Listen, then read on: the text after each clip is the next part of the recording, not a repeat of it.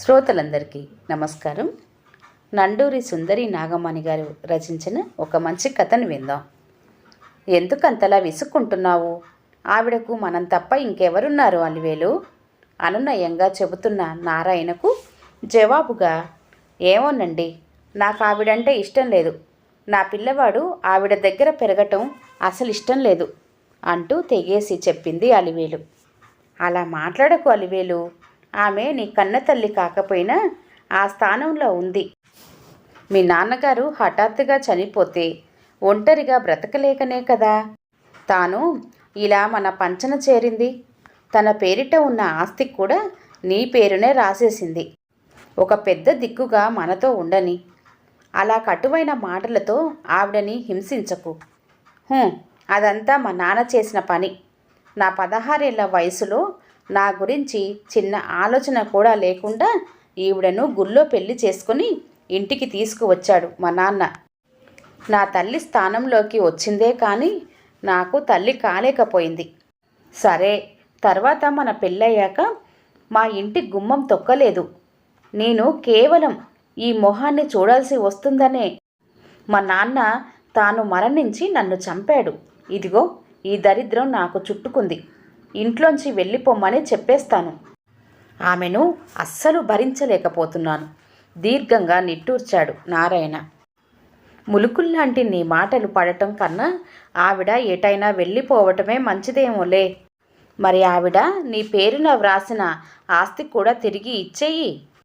చెప్పదలుచుకున్నది చెప్పేసి అక్కడి నుండి వెళ్ళిపోయాడు. వాళ్ళ మాటలన్నీ వింటూనే ఉన్న రాములమ్మకు తన గుండెను ఎవరో పరపరా కోసినట్టు అయింది. ఉవ్వెత్తున ఏడుపు ముంచుకు వచ్చింది. నిస్సహాయంగా స్వర్గానికి చేరిన భర్తను తలుచుకొని కన్నీరు మున్నీరుగా ఏడ్చింది. రెడీమేడ్ దుస్తుల ఫ్యాక్టరీలో హెల్పర్గా పనిచేసేది. 10వ తరగతిలో చదువు ఆపేసిన రాములమ్మ చిన్నప్పుడే తండ్రి పోయిన తన రెక్కల కష్టం మీద తమ్ముళ్లను ఇద్దరిని చదివించి పెద్దవారిని చేసింది. పెళ్లి సంబంధాలు చూడడానికి తల్లి ప్రయత్నిస్తుంటే తాను పెళ్లి చేసుకోనని, ఆ వయస్సు దాటిపోయిందని తల్లికి నచ్చజెప్పి తమ్ముళ్ళు ఇద్దరికి మంచి సంబంధాలే చూసి పెళ్లి చేసింది. పెళ్ళిళ్ళు అయ్యాక తమ్ముళ్ళు ఇద్దరూ తమ తమ సంసారాలతో దూరంగా వెళ్ళిపోతే తాను వృద్ధురాలైన తల్లితో జీవించసాగింది రాములమ్మ. అప్పటికే తనకు దగ్గర 35 ఏళ్ళు వచ్చేశాయి. కూతురు ఏమైపోతుందో అన్న బెంగతో కృషించిపోయి తల్లి కూడా చనువు చాలించటంతో ఒక్కసారిగా ఒంటరైపోయింది రాములమ్మ. ఒకరోజు సాయంత్రం ఆఫీస్లోని వర్కర్సు అందరూ వెళ్ళిపోయిన తర్వాత అన్నీ సర్దుకొని తాను వెళ్ళడానికి ఉపక్రమించింది రాములమ్మ. ఈలోగా యజమాని క్యాబిన్లోంచి గట్టిగా మూలుగు, దాంతోపాటే ఏదో వస్తువు కింద పడిన శబ్దం వినిపించి లోపలికి వెళ్ళింది. కుర్చీలో వెనక్కి వాలిపోయి ఉన్నాడు రంగారావు. తల వెనక్కు వాలిపోయి కనులు మూతపడసాగాయి. టేబుల్ కింద పైనుండి పడిన స్టీల్ గ్లాసు ఇంకా గింగిరాలు తిరుగుతుంది. అతన్న లాంటి స్థితిలో చూసిన రాములమ్మకి క్షణం పాటు ఏం చెయ్యాలో తోచలేదు. వెంటనే అక్కడ పుస్తకంలో ఉన్న ఫ్యాక్టరీ క్లినిక్ డాక్టర్ గారి నెంబర్కు త్వరగా ల్యాండ్లైన్లోంచి ఫోన్ చేసింది. విషయం విన్న వెంటనే ఆయన అలర్ట్ అయ్యి రంగారావు కారు డ్రైవర్తో సహా వచ్చేశాడు. వెంటనే రంగారావును ఆసుపత్రికి తరలించటం, అతనికి సత్వరంగా చికిత్స దొరకటం, ప్రాణాపాయం తప్పటం జరిగింది. ఆ విషయం తెలిసిన తర్వాత తేలికగా నిట్టూర్చింది రాములమ్మ. ఆ తర్వాత హాస్పిటల్ నుండి డిశ్చార్జ్ అయిన ఇంచుమించు 15 రోజుల పాటు ఆయన ఆఫీస్కి రాలేదు. కొన్ని పత్రాల మీద సంతకం పెట్టించవలసి రావడంతో రాములమ్మ తానే ఆయన ఇంటికి వెళ్ళింది. ఆమెను చూడగానే రంగారావు ముఖం విప్పారింది. చాలా థ్యాంక్స్ రాములమ్మ. నువ్వు లేకపోతే నేను ఏమైపోయేవాడినో. నా ప్రాణం కాపాడావు ఉద్వేగంగా చెప్పాడాయన. పర్వాలేదు సార్, నేను చేసిందేమీ లేదు. సమయానికి డాక్టర్ గారు వెంటనే వచ్చి వైద్యం చేసి మీ ప్రాణం కాపాడారు వినయంగా చెప్పింది రాములమ్మ. ఆయన సంతకాలు పెట్టి కాగితాలు వెనక్కి ఇవ్వగానే ఆఫీస్కు తిరిగి వెళ్ళిపోయింది ఆమె. స్వస్థత చేకూరిన తర్వాత ఆయన మరలా ఆఫీస్కు రావటం మొదలుపెట్టాడు. రాములమ్మను నిశితంగా గమనించటం మొదలుపెట్టాడు. ఆమె ఓపిక, సహనం, ఒద్దిక ఆయనకెంతో నచ్చాయి. ఆమె వ్యక్తిగత వివరాలు కూడా తెలుసుకొని అంత మంచి వ్యక్తి ఒంటరిగా మిగిలిపోయినందుకు చాలా బాధపడ్డాడు. ఏదో తెలియని అభిమానం కలిగింది ఆమె పైన. ఇవేవీ తెలియని రాములమ్మ అందరికీ పనిచేసి పెట్టిన విధంగానే అతని పనులు కూడా చేసి పెట్టేది. ఒకరోజు ఉన్నట్టుండి తన మనసులో మాట బయటపెట్టి, నాకు 16 ఏళ్ల కూతురు ఉంది. ఈ సమయంలో ఆమెకు తల్లి అవసరం చాలా ఉంది. నీ మనస్తత్వం, స్వభావం 7 ఏళ్లుగా చూస్తున్నాను. ఆమెకు తల్లిగా, నాకు భార్యగా నా జీవితంలోకి రాగలవా అని అడిగాడు వేడుకోలుగా. అయ్యగారు, నేను పెద్దగా చదువుకోలేదండి. నాకు నాగరికత తెలియదు. మీరు తలుచుకుంటే మీలాంటి గొప్పింటి వాళ్ళలో మీకు తగిన ఇల్లాలు దొరుకుతుంది. నాకు పెళ్లి చేసుకునే ఉద్దేశం అసలు లేదండి, క్షమించండి అని మృదువుగానే ఆయన స్థిరంగా చెప్పింది రాములమ్మ. తాను చెబితే వినడం లేదని ఆమె తమ్ముళ్లను పిలిపించి మాట్లాడాడు రంగారావు. ఇన్నాళ్లకు అక్క ఓ ఇంటిదయ్యే అవకాశం వచ్చినందుకు, అది అంతటి గొప్ప వ్యక్తికి ఇల్లాలు అవుతున్నందుకు ఇద్దరూ సంతోషపడ్డారు. అక్కను బతిమాలి ఒప్పించారు. అయితే రంగారావు అలివేలు సంగతి పూర్తిగా విస్మరించాడు. 16 ఏళ్ల వయసున్న ఆ అమ్మాయికి తోడుగా, పెద్ద దిక్కుగా, మార్గదర్శినిగా రాములమ్మను తీసుకువెళ్తున్నానని అనుకున్నాడే కానీ యుక్త వయసు వచ్చిన కూతురిని ఈ మార్పుకు సంసిద్ధం చెయ్యాలన్న విషయాన్ని పూర్తిగా మర్చిపోయాడాయన. ఆయన దృష్టిలో అలివేలు ఇంకా చిన్నపిల్లే. రాములమ్మను గుడిలో పెళ్లి చేసుకుని ఇంటికి తీసుకువెళ్ళిన రోజు తల్లి తరపు బంధువులంతా చెప్పిన మాటలకు ప్రభావితమైన అలివేలు కంటి నిండా కన్నీళ్లతో, మనసు నిండా ద్వేషంతో రాములమ్మకు ఎదురుపడింది. ఏమ్మా, బాగున్నావా? ఆదరంగా దగ్గరకు తీసుకోబోయిన రాములమ్మను నిర్లక్ష్యంగా చూసి ముఖం తిప్పుకొని అక్కడ నుండి వెళ్ళిపోయింది. ఆ తర్వాత అలివేలుకు ఎంత దగ్గరవ్వాలని చూసినా రాములమ్మకు సాధ్యమే కాలేదు. రంగారావు ఎంత నచ్చజెప్పినా అలివేలు వినేది కాదు. తన సామ్రాజ్యంలోకి దూసుకు వచ్చిన శత్రురాజును చూసినట్టే చూసేది. ఏ ప్రయోజనం కోసం తాను 2వ పెళ్లి చేసుకున్నాడో అది కాస్త విఫలమయ్యేసరికి ఏమీ చెయ్యలేక అసహనంగా ఊరుకున్నాడాయన. ఆయన్ని జాగ్రత్తగా చూసుకుంటూ, వేలకు మందులు ఇస్తూ, మంచి ఆహారం వండి పెడుతూ ఆ ఇంటి ఇల్లాలుగా గడపసాగింది రాములమ్మ. అలివేలుతో ఎంత సామరస్యంగా ఉండాలన్నా ఆమె సహకరించేది కాదు. ఎప్పుడూ రాములమ్మను కసురుతూ, తిడుతూ, నిందిస్తూ కోపంగా ఉండేది. ప్రేమతో అన్నం వడ్డించినా కూడా అందులో ఏదో విషం కలిపినట్టుగా అనుమానించేది. ఇంటర్ అవగానే, నాన్న, నాకు ఇక డిగ్రీ చదవాలని లేదు, ఇక్కడ ఉండాలని లేదు, నాకు పెళ్లి చేసి అత్తగారింటికి పంపించేసేయి. ఆ రాములమ్మను చూస్తుంటే నాకు తేళ్ళు, జర్రులు పాకుతాయి ఒళ్ళంతా. నేను ఇక్కడ ఉండను అంది కటువుగా. అమ్మా అలివేలు, మారుతల్లి అంటే నానా బాధలు పెడుతుందని అనుకోవటం అన్నది నీ భ్రమ అని రాములమ్మ విషయంలో తెలిసిపోయింది కదా. ఆవిడ నిన్ను, నన్ను ఎంత జాగ్రత్తగా చూసుకుంటుందో గమనించావా? అందరితో ఎంతో బాగా ఉండే నీవు ఆమెను అర్థం చేసుకోకపోవటం చాలా దురదృష్టం. అసలు రాములమ్మ లేకపోతే ఈరోజు నేను ప్రాణాలతో ఉండేవాడినా చెప్పు? రంగారావు బుజ్జగింపుగా చెప్పటానికి ప్రయత్నించినా ఆమెకు సహించేవి కావా మాటలు. ఎప్పటికైనా పెళ్లి చేయవలసిందే కనుక ఆమెకు పెళ్లి సంబంధాలు చూడసాగారు. సంబంధం కుదరగానే పెళ్లి జరగటానికి 15 రోజుల ముందు లాయర్ని పిలిచి వీలునామా వ్రాశాడు రంగారావు. ఆస్తిలో 3 వంతులు కూతురి పేరున వ్రాసి 1 వంతు తన పేరున ఉంచుకున్నాడు. ఫ్యాక్టరీని మాత్రం రాములమ్మ పేరిట వ్రాశాడు. ఆ విషయం తెలిసి ఉక్రోషంతో ఉడికిపోయింది అలివేలు. కానీ చేసేది లేక తన పేరున ఆస్తిలో సింహభాగాన్ని వ్రాసినందుకు పైకి ఏమీ అనకుండా ఊరుకుంది.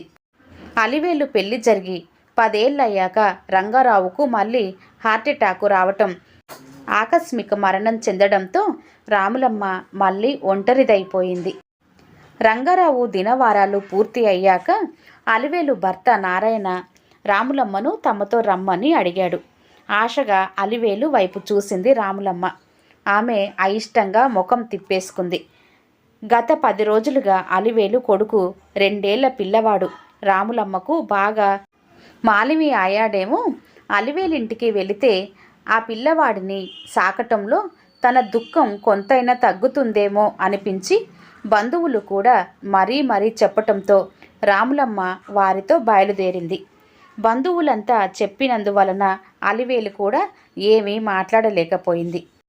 మనసులో మాత్రం కోపంతో పళ్ళు నూరుకోసాగింది. నారాయణ ఇంటికి వచ్చిన తర్వాత రాములమ్మకు ఆ ఇల్లు ఒక ఖైదీలా అనిపించింది. పిల్లవాడిని ఎత్తుకుందామంటే వల్ల కాదని తెగేసి చెప్పింది అలివేలు. గదిలో ఓ మూల నేల మీద చాపేసుకొని పడుకొని ఉన్న రాములమ్మను పలకరించే దిక్కులేదు. భోజన సమయానికి మాత్రం నారాయణ పిలిస్తే వెళ్ళి 4 మెతుకులు కతికి వచ్చేసేది. 10 రోజులు గడిచిన తర్వాత లాయర్ గారు వచ్చి అలివేలు చేతికి కాగితాలు అందించి చెప్పాడు. రాములమ్మ తన పేరిట వ్రాసిన ఫ్యాక్టరీని తిరిగి అలివేలు పేరుకు బదలాయించిందని చెబుతూ. అయినా అలివేలుకు ఏమాత్రం జాలి కలగలేదు. ఇప్పుడు రాములమ్మకు ఎవరూ లేరు, ఏమీ లేదు. కూతురి మనసు మారుతుందేమోనని అనుకుంది. కానీ కటువుగా తన వల్లనే రంగారావు చనిపోయాడని అలివేలన్న మాటలకు ఆమె మనసు చెదిరిపోయింది. ఎవరూ చూడకుండా జాగ్రత్త పడుతూ రోడ్డు మీదికి తన బ్యాగుతో వచ్చి సరిగ్గా తిండి లేక ఒళ్ళు తిరగడంతో ఒక కారుకి అడ్డంగా వెళ్ళి పడిపోయింది. సాయంత్రం 5:30 దాటుతుంది. బెల్ కొట్టి తలుపు తెరవగానే లోపలికి వచ్చిన డాక్టర్ శివరావును చూడగానే సంతోషంగా రండి అంకుల్ అని లోపలికి పిలిచింది అలివేలు. కూర్చోమని సోఫా చూపిస్తున్న ఆమెతో, లేదమ్మా, నేను కూర్చోవటానికి రాలేదు, నీకొక సంతోషకరమైన వార్త చెబుదామని వచ్చాను అన్నాడు గంభీరంగా. అర్థం కానట్టు చూసింది అలివేలు. రాములమ్మ కారు కింద పడి 3 రోజులు నరకయాతన పడి ఈరోజు చనిపోయింది. ఆమె ముఖంలోకి దీక్షగా చూస్తూ చెప్పాడు శివరావు. అలివేలు ముఖంలో కలవరపాటు.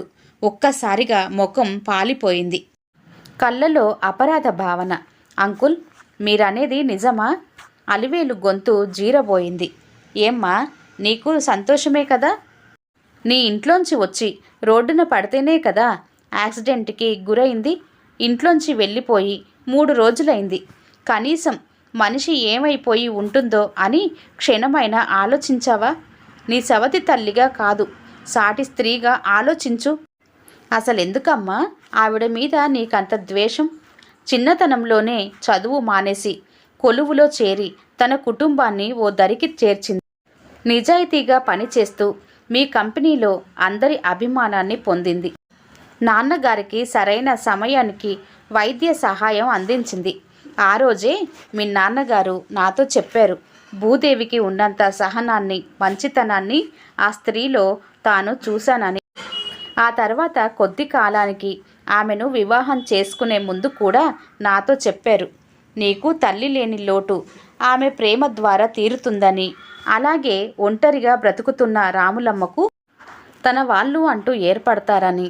లేకపోతే 50 దాటిన ఆయనకి 40 కూడా లేని రాములమ్మకి పెళ్ళి ఏమిటి చెప్పు? ఇద్దరి మధ్య ఒక స్నేహం ఉంది, కానీ శారీరక సంబంధం కూడా లేదమ్మా. ఆవిడ నిన్నే తన కూతురని భావించి అలాగే ప్రేమించింది. కానీ నువ్వు ఆమె ప్రేమను అంగీకరించలేకపోగా నిరంతరము ద్వేషించావు. ఆఖరికి తనకున్న తోడును కూడా పోగొట్టుకొని నీ దగ్గరకు వస్తే నీ మాటలతో చేతలతో హింసించి ఇంటి నుంచి వెళ్ళిపోయేలా చేశావు. తనకెంతో ప్రీతిపాత్రమైన ఫ్యాక్టరీని కూడా నీకే ఇచ్చేసింది కదమ్మా. మీతో పాటే ఉంటూ నీ పిల్లల పెంపకంలో స్వాంతన పొందాలనుకుంది. చివరికి తన ప్రాణాలే పోగొట్టుకుంది. కళ్ళజోడు తీసి కళ్ళు తుడుచుకున్నాడాయన. Sorry uncle, I'm very very sorry. 2 చేతులతో ముఖం కప్పుకొని బావురు మంది అలివేలు. చిన్నప్పటి నుంచి అమ్మలేని లోటును బాగా ఎదుర్కొనేదాన్ని. దేవుడి మీద కోపం, అమ్మను తీసుకుపోయాడని. నాన్నకి మొదటిసారి హార్ట్అటాక్ వచ్చినప్పుడు రాములమ్మే మిమ్మల్ని ఫోన్ చేసి పిలిపించటం, దాని ద్వారా ఆయనకి సమయానికి వైద్య సహాయం అంది. ఆయన మాకు దక్కటం చాలా రిలీఫ్గా అనిపించింది. ఆమెను కలిసి కృతజ్ఞతలు చెప్పాలనుకున్నాను. కానీ ఆఫ్టర్ ఆల్ ఒక చిన్న ఉద్యోగిని నేను వెళ్ళి పలకరించటం ఏమిటి అనే అహం నన్ను ఆపేసింది. ఆ తర్వాత మా నాన్న ఆమెకు దగ్గరయ్యారు. నాతో కనీసం మాట మాత్రమైనా చెప్పకుండా పెళ్లి చేసుకొని ఇంటికి తీసుకువచ్చారు. మా మామయ్య వాళ్ళు చెప్పారు, కేవలం ఆస్తి కోసం వలేసి ఆయన్ని వల వేసి పట్టి పెళ్లి చేసుకుందని. రాములమ్మ చాలా మాయల మారి అని. ఆ వయసులో ఆ మాటలు నాకు నిజమేననిపించాయి. ఆవిడ ఎంత ప్రేమగా నాకు దగ్గరవ్వాలన్నా నేను దూరంగా జరిగిపోయేదాన్ని. నాన్నగారిని నా నుంచి లాగేసుకుందన్న ఉక్రోషంతో పెళ్లి చేసుకుంటే వీళ్ళకి దూరంగా వెళ్ళిపోవచ్చని అనుకున్నాను. నిజానికి రాములమ్మ ఏనాడు నాకు సవతి తల్లిగా ప్రవర్తించలేదు. ఆమె ప్రేమలో అబద్ధం లేదు. కానీ ద్వేషం నిండిన నా కళ్ళకు ఆమె మనిషిలా ఎప్పుడూ కనిపించలేదు. మా నాన్నతో కలిసి నా భర్త కాళ్ళు కడిగి కన్యాదానం చేసిన దేవత. కానీ నేను మూర్ఖురాలిని. ఆమెను ఎప్పుడూ అర్థం చేసుకోలేదు. నిజమే, నాన్న నాకు నాన్నైతే ఆమెకు భర్తే కదా. ఆయనను పోగొట్టుకొని పుట్టెడు దుఃఖంలో ఉన్న ఆమెను నేను కనీసం మంచి మాటలతో ఆదరించలేదు. నేను నాన్నను పోగొట్టుకున్నాను అన్న బాధే నాకు కొండంతగా కనిపించింది. ఈ రాక్షసి వలన ఆయన నాకు మానసికంగా దూరం అయ్యారన్న ఉక్రోషం నా మనసుకు మాయతెరలు కప్పేసింది. అసలు ఆమె వలనే ఆయన ఆయుర్దాయం పొడిగింపబడిందన్న జ్ఞానం నాకు కలగలేదు. ఈ నిజాన్ని నా భర్త ఎన్నిసార్లు చెప్పినా నా మనసు పరమ మూర్ఖంగా దాన్ని నేను త్రోసిపుచ్చుతూ వచ్చాను అంకుల్. మొన్న ఆవిడ ఇంటి నుంచి వెళ్ళిపోయాక ఆ సాయంత్రం నుంచే అన్ని చోట్ల వెతికించారు ఆయన. వాళ్ళ తమ్ముళ్ళకి కూడా కబురు చేశారు. కన్నతల్లి ప్రేమకై అల్లాడిపోయిన నేను ఒక తల్లిగా మారి నా కోసం రాములమ్మ వస్తే ఎందుకు నిరాదరించాను? చేజేతులా పోగొట్టుకున్నాను. అమ్మను ఎప్పటికీ నేను పొందలేను. తప్పు చేశాను అంకుల్, చాలా తప్పు చేశాను. ప్రేమించటమే తప్ప ఎవరిని తప్పు కూడా పట్టని అమ్మను జారవిడుచుకున్నాను. ఏదైనా కానీ దూరం అయితేనే కానీ విలువ తెలియదులేండి.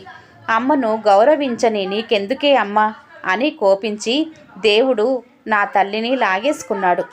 రోధించసాగింది అలివేలు. మళ్ళీ ఆ ప్రేమను పొందే అవకాశం వస్తే ఏం చేస్తావు అలివేలు అడిగాడు ఆమె భర్త నారాయణ. పోగొట్టుకోనండి. అమ్మ ఒడిలో సేద తీరుతాను. ఆమె బాధను మరిపిస్తాను. కానీ ఏది అవకాశం ఉంది? రాములమ్మ చనిపోలేదు అన్నాడు శివరాము. నిజంగా? సంభ్రమంగా అంది అలివేలు. అవును అలివేలు, అత్తయ్య బయట కారులో ఉంది, తీసుకువద్దాం పదా. ఆమె చేయి పట్టి లేవదీశాడు నారాయణ. ఒక్క ఉదుటున లేచి గేటు దగ్గరకు పరుగు తీసింది అలివేలు. అప్పటికే కారులోంచి దిగిన యువకుడికి 2 చేతులు జోడించి నమస్కారం చేస్తున్నాడు నారాయణ. ఆ యువకుడే తన కారు కింద రాములమ్మ పడిపోతే ఆమెకు వైద్యం చేయించిన మనోహర్. కారు డోర్ తీసి రాములమ్మ చేయి పట్టి మెల్లగా దింపాడు శివరావు. నీరసంగా నిలబడిన రాములమ్మను తన చేతుల్లోకి తీసుకొని కన్నీటితో గుండెకు హత్తుకుంది అలివేలు. మనసుకెంతో స్వాంతన కలుగుతూ ఉండగా ఆమె ఎదపై తలవాల్చింది రాములమ్మ. ఆ ఇద్దరి కన్నుల్లో కన్నీటి నదులు అయితే అవి ఆనంద బాష్పాలు. కథ సమాప్తం అండి. ఈ వీడియో కనుక నచ్చినట్లయితే లైక్ చేయండి, షేర్ చేయండి. అలాగే మరిన్ని మంచి కథల కోసం ఛానల్ని సబ్స్క్రైబ్ చేసుకోండి. అలాగే మీ బంధువులకి, స్నేహితులకి కూడా షేర్ చేయండి ప్లీజ్. మరొక మంచి కథతో మళ్ళీ కలుద్దాం. అంతవరకు సెలవు. నమస్తే. ధన్యవాదాలు.